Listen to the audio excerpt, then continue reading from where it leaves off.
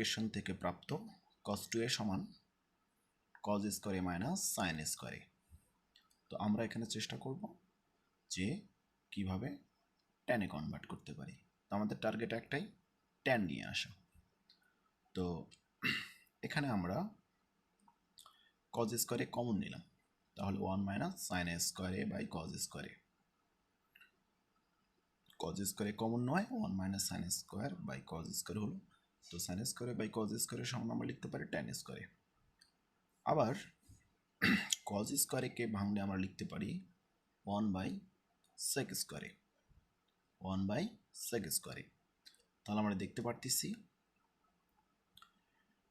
হয়ে গেল উপরে 1 মাইনাস tan স্কয়ার আর cos স্কয়ার ভেঙে পেলাম sec স্কয়ার। sec স্কয়ারের পরিবর্তে আমরা লিখব 1 প্লাস tan স্কয়ার। তাহলে cos 2 এর সমান আমরা লিখতে পারি 1 minus tan square by 1 plus tan square. এটি হচ্ছে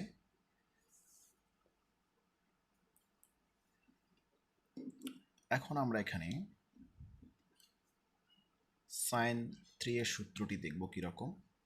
আমরা জানি sin 2 এর সূত্র আছে, আমরা এখন এখানে দেখব sin 3 এর ফর্মুলাটি কেমন।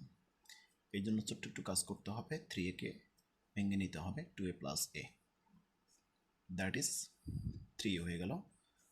তাহলে এখানে আমরা সূত্র বলবো sin a প্লাস b এর সূত্র, অর্থাৎ sin a প্লাস b এর সূত্র হচ্ছে sin a into cos b, অর্থাৎ sin 2a into cos a এখানে plus cos 2 into sin a। তো যেহেতু সাইন রিলেটেড, তো আমরা চাই সবই সাইন থাক, এই জন্য কোনো প্রকার cos রাখবো না, সেই দিকে আমরা যাত্রা করব। এখানে sin 2 এর ফর্মুলা চলে আসলো 2 sin a into cos a, cos cos গুণন করলে cos স্কয়ার, আর cos 2 এর পরিবর্তে লিখতে পারি 1 minus 2 tan 2 sin a square.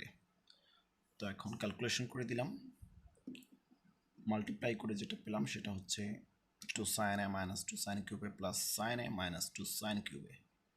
এখানে ক্যালকুলেশন করে আমরা লিখতে পারি 3 sin a মাইনাস 4 sin কিউবে। এটি হচ্ছে sin 3 এর ফর্মুলা। এটুকু কাজ করলে আমরা sin 3 এর ফর্মুলা বের করতে পারবো। তো এইভাবে প্র্যাকটিস করতে হবে, প্র্যাকটিস না করলে হবে না, প্র্যাকটিস করে আয়ত্ত করতে হবে। অনুরূপভাবে আমরা দেখব এখন cos 3 এর ফর্মুলাটি। আমরা জানি cos 2 এর ফর্মুলা আছে, তো cos 3 এর ফর্মুলাটি কীরকম সেটাই দেখব। এই জন্য cos 3 কে ভেঙে নিলাম 2a প্লাস a, তারপর সূত্র পেলাম cos a প্লাস b এর সূত্র, cos a cos b minus sin a sin b। তো আমরাও চাই এখানে কোনো সাইন থাকবে না, সব কজে কনভার্ট করে নিব।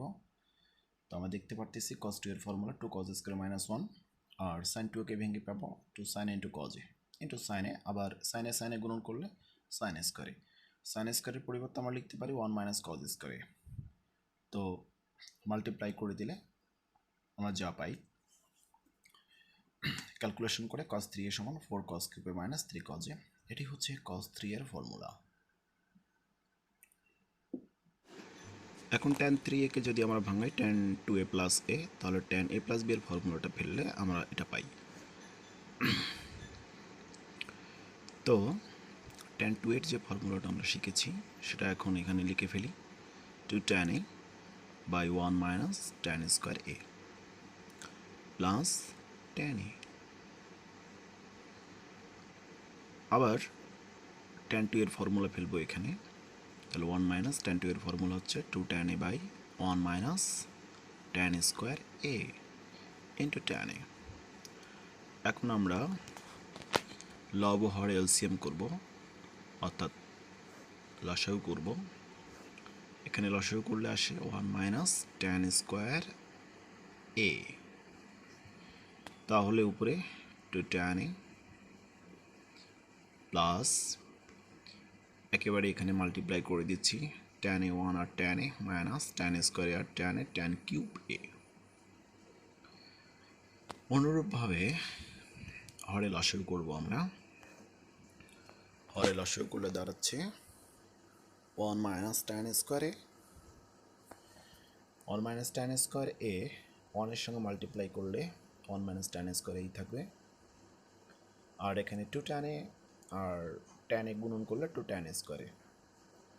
এখন হর হর আমরা এলিমিনেট করে দিতে পারি।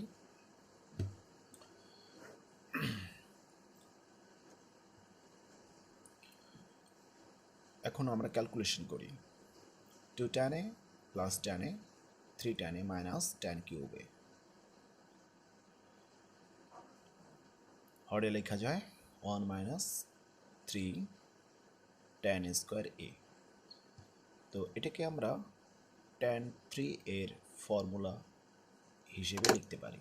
তাহলে tan 3 এর সমান দাঁড়াচ্ছে 3 tan a minus tan cube a by 1 minus 3 tan square a। তো এভাবে আমরা সহজেই মনে রাখতে পারবো